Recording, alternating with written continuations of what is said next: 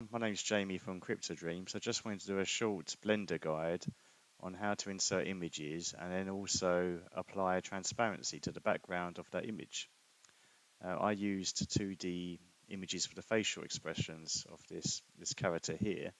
Here's an example of what the character. Hi, I'm a non-fungible token, but most people call me NFT.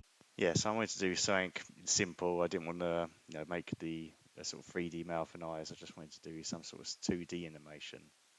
And if I drag the teeth away, you can see it has transparency on the background of that PNG image.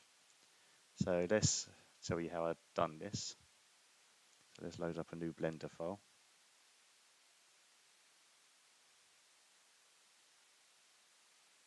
Okay, so what I'm going to do first is color in this cube.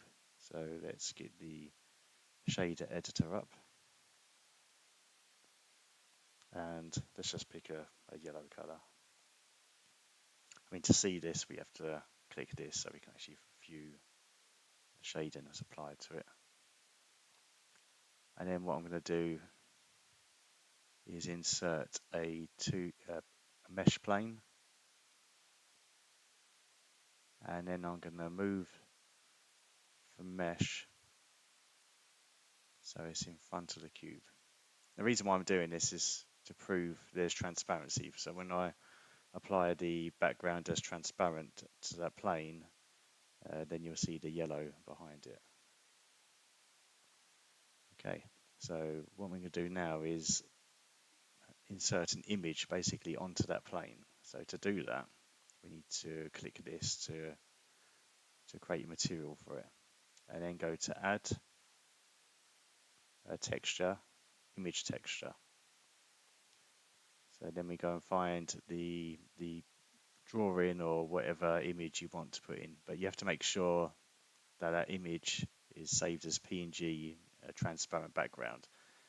So I actually created the actual mouth image in PaintShop Pro and then saved it as PNG. Okay, so that's how the image looks after I created it in PaintShop Pro.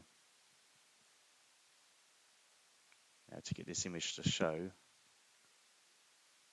you have to connect the color to the base color of the principled BSDF.